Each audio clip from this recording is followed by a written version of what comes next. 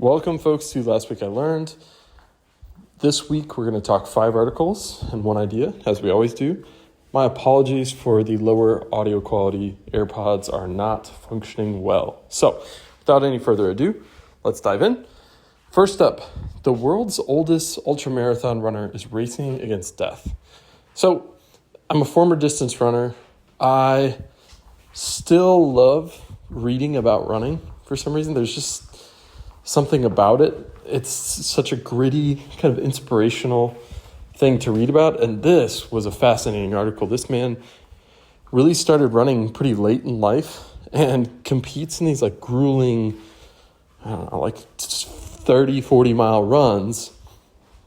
And he runs for like 20 hours at a time. Actually, it's a lot more than 30 or 40 miles. I don't know. It takes a long time, right? It's just incredible that the human body can do this. I remember I read Born to Run for the first time, and that blew my mind. That was an ultramarathoner. Someday I'd love to give this a shot. I got really psyched. The article said runners peak between 30 and 35. I was like, well, I guess I have like 10 more years, so we'll see if I start running in earnest again. But this quote, I think, applies to more than just running. I really found it kind of haunting, but interesting. So it is, time stalks everyone, but when it catches up with a professional athlete, it can be brutal to watch. It's why so many of the greatest names in sports often fade away from the spotlight once they leave the field, to age out of sight. I found it true and sad and interesting. So, very worth the read. Please check it out. Next is In Search of Virgil Abloh. So, one of my favorite artists, Burna Boy, references Virgil often, and I finally decided it was time to look up this person that is referenced so many times. And wow, was I glad I did. This is a really great article in GQ. It's like a full, a memoriam for him. This man seemed like a giant, especially for his age. I think he was in his 30s or early 40s when he passed away. And just like a creative canon and polymath. I don't know. I feel like I was missing out on a huge slice of culture by not knowing who this was. And if you don't know who this is, I think it's a really interesting opportunity to get inspired and appreciate someone who really made a big impact on the world. Very, very interesting, worth a read. All right, next up. This is kind of a direction change. The last 2 were kind of inspirational, tinged with sadness. This one is more, I don't know what to call it. I'll just read the title. North Korea Nuclear Overview. So as I think and learn more about the world, I recognize that I view the world as an American, and I am limited by that perspective in many, many ways. And I think one of the limitations I have is I underestimate other countries, and I struggle to see outside this narrative of America as, the beacon of hope for the world. And I think there's kind of 2 sides to that. One, I think I underestimate the beauty and the wisdom of other countries, be it the UK or China or India. And I struggle to appreciate just how different life is other places and how much better it is in some ways. And then I think on the other end, I think I underestimate the enemies of America. I think, when I read about World War II, I view Germany and Japan as like certain losers. And that was not at all the case. These were really formidable enemies. And I think I've made the same mistake with both Iran and North Korea. These are actually very formidable military powers, and I've underestimated them. And this article really helped me correct that and gain a more accurate understanding of North Korea. I think, unfortunately, my perspective has kind of been, this is a dinky nation that is backwards, and I think there's deep, deep problems with North Korea, but I think they're more powerful than I gave credit for and should be taken more seriously than I did. So I learned a lot in this article. Next up, another hard right turn is my programming language odyssey. So I picked this one mostly because I'm kind of obsessed with writing about tech from a human perspective, right? I think a lot of tech articles are really dry, and they are very inscrutable, right? The goal is kind of to sound smart. And so I'm on the hunt for technical articles that are approachable and fun. And that's, I think, what I want to write. And I'm slowly, I wrote a little bit about that today. And I'll link that, what I wrote today. But this one was really fun. I think it was a great kind of North Star for me, or bright spot in the language of Switch, about, how to write about tech without, boring everyone to sleep. So really fun. All right, next up, strategies for work-life balance. I really love David Perell. He's the author. I follow his newsletter. I feel like, I read a lot of his stuff. Maybe someday I'll get into his podcast. But he's a great writer and thinker.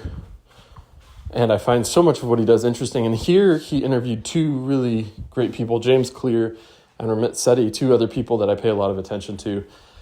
And it was actually Ramit Sethi that said he puts the non-work commitments in his calendar first.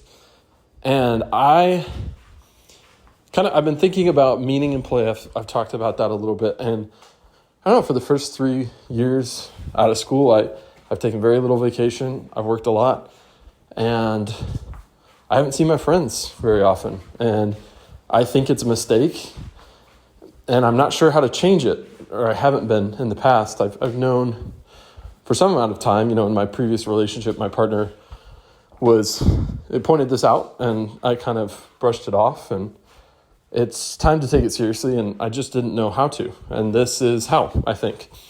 I think that blocking off periods of time far in advance as the first things is what I need to do. I've always kind of thought of it as, I'll see my friends when I know more about my calendar and when I can make those plans. And more I'm realizing that I have to invert it. I have to make those plans and work the rest of my life around it.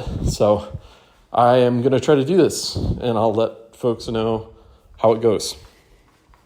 All right, next up. Well, I guess I want to take a quick note on media I'm consuming. That's what I'm calling it instead of books I'm reading. There's a book called Korean Script Hacking, and I just want to quickly note one of my theories about language acquisition. So I'm still learning languages. I speak to English and to a lesser degree Spanish. I am picking up the script of Korean, and my strategy is actually going to be to learn the scripts of major languages with this book series. Korean, it's like insert word, Arabic script hacking, Hindi script hacking, la-da-da-da-da. But I'm going to try to learn scripts as I go. And my theory is that if I know the scripts, I can learn the language faster. So what I'm going to do is I'm probably going to be learning Hindi script while I'm learning to speak Italian. And, once I wrap up with Hindi, Cyrillic, and then, keep cranking through scripts as I'm trying to learn languages in the hopes that when it comes time to learn a language, I'll be able to learn it faster having known the script. My theory is that scripts are stickier. So if I'm literate, it'll be easier to remember than trying to remember the whole language. So, love thoughts on that. All right, finally, I'm really excited about this idea of the week. I have been listening back to my podcasts and writing as I do so, and this is one of the ideas that came from it, one of the first ones, actually, that y'all get to see. It's a practice I've been wanting to try out. So, I'm going to keep it really short. I think kindness is asymmetric. And what I mean by that is kindness doesn't cost much, but it has the chance to pay off a ton. So insurance is in some ways asymmetric, right? So I pay renter's insurance $14 a month, and I get covered up to like $20,000 worth of damages, right? So it's asymmetric. That little $14 investment each month gets me, 100 times that in coverage. And I think kindness is the same way. So I think what's really interesting is I think kindness is a lot like insurance. It's cheap, and it has really high payout from time to time. And I think we should approach kindness like some folks do with investing, where they invest a little bit in a lot of places with high upside. And I think we should treat kindness like that, like spread it around. I'm going to try to be, I don't know if more kind is the right word, but kind more frequently as a result of this. Not because of the payout, but just because I'm realizing the more I think about it, how little it costs me to be kind. And so Yeah, kindness is asymmetric and it's cheap. And that's a very powerful combination. So that is all for this week. Thank you so much for joining me, and I hope you have a wonderful week.